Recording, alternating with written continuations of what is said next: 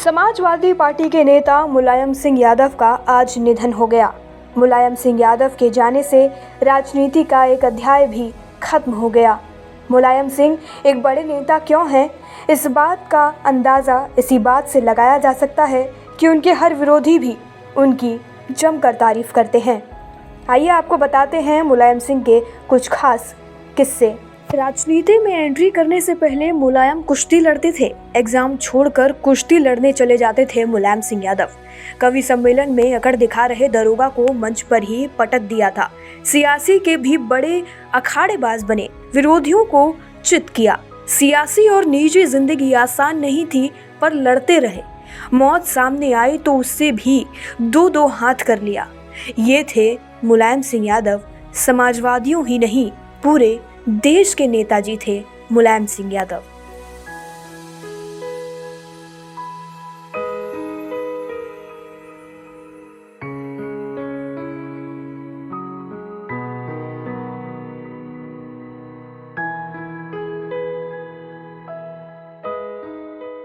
छब्बीस जून 1960 में मैनपुरी के करहल का जैन इंटर कॉलेज कैंपस में कवि सम्मेलन चल रहा था।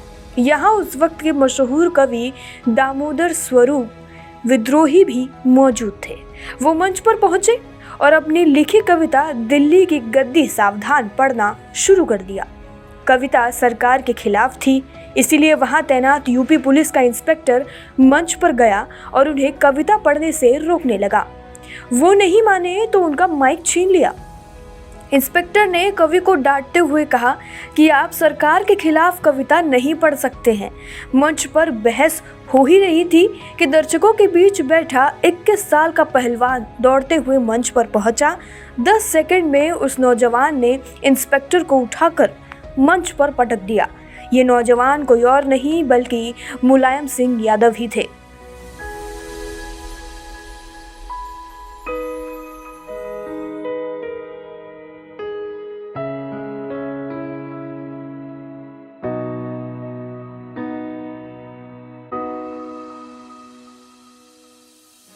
तारीख थी 4 मार्च और साल था 1984 और दिन था रविवार। नेताजी की इटावा और मैनपुरी में रैली हुई थी। रैली के बाद वो मैनपुरी में अपने एक दोस्त से मिलने गए थे। दोस्त से मुलाकात के बाद वो 1 किलोमीटर ही चले थे कि उनकी गाड़ी पर ताबड़तोड़ फायरिंग शुरू हो गई।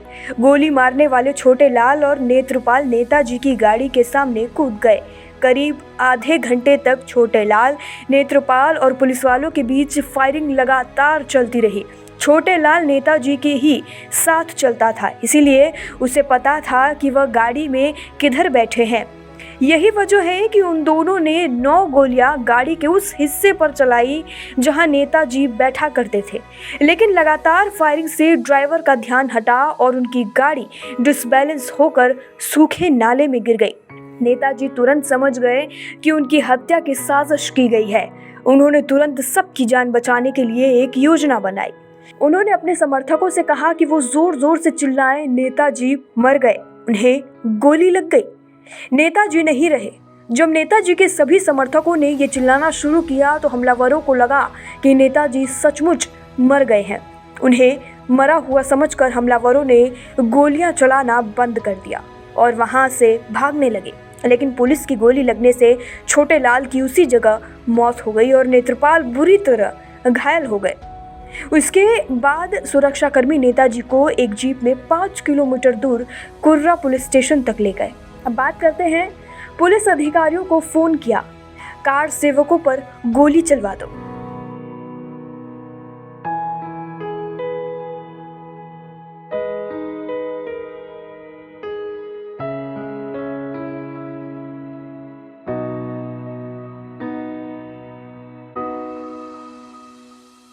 साल 1989 में लोक दल से मुलायम सिंह यादव उत्तर प्रदेश के मुख्यमंत्री बने।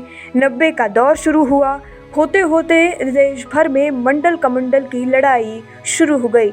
ऐसे में 1990 में विश्व हिंदू परिषद और बजरंग दल के कार्यकर्ताओं ने अयोध्या में बाबरी मस्जिद को गिराने के लिए कार सेवा की। 30 अक्टूबर 1990 को कार सेवकों की भीड़ बेकाबू हो गई।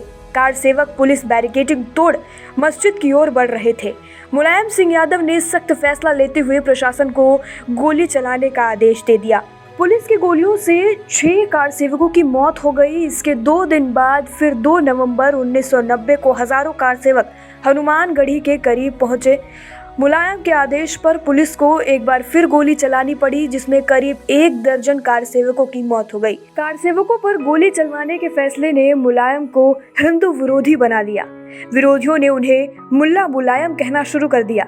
हालांकि बाद में मुलायम ने कहा था कि ये फैसला कठिन था, लेकिन मुलायम को इसका राजनीतिक लाभ भी हुआ था। कार सेवकों के विवादित ढांचे के करीब पहुंचने के बाद मुलायम ने सुरक्षा बलों को गोली चलाने का निर्देश दे दिया था। सुरक्षा बलों की इस कार्रवाई में 16 कार सेवकों की मौत हो गई, जबकि सैकड़ों लोग घायल हुए। बाद में मुलायम ने बताया कि सुरक्षा बलों की कार्रवाई में 28 लोग मारे गए थे।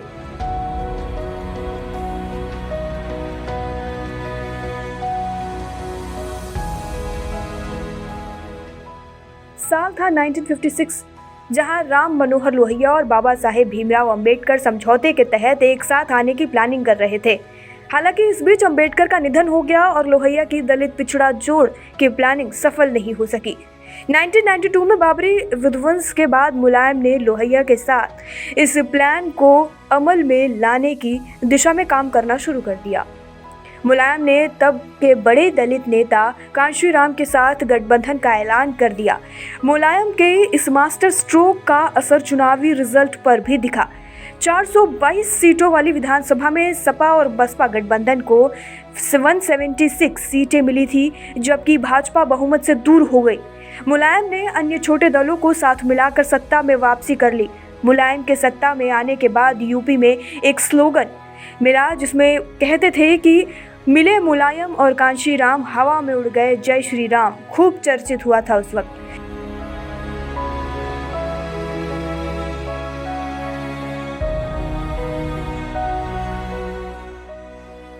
साल था 2009। भाजपा छोड़ एटा से निर्दलीय चुनाव लड़ने वाले कल्याण सिंह के समर्थन में मुलायम ने जनसभा कर दी।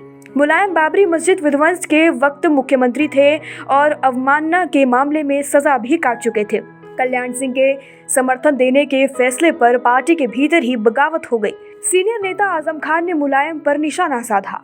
चुनाव में भी मुलायम को इसका नुकसान उठाना पड़ा। हालांकि मुलायम के समर्थन से कल्याण सिंह चुनाव जीत गए।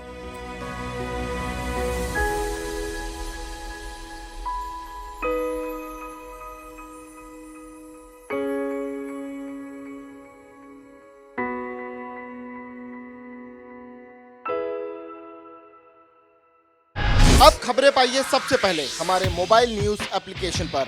एंड्रॉइड या iOS प्लेटफॉर्म पर जाइए, HW न्यूज नेटवर्क को सर्च कीजिए, डाउनलोड कीजिए और अपनी सुविधानुसार भाषा का चयन कीजिए।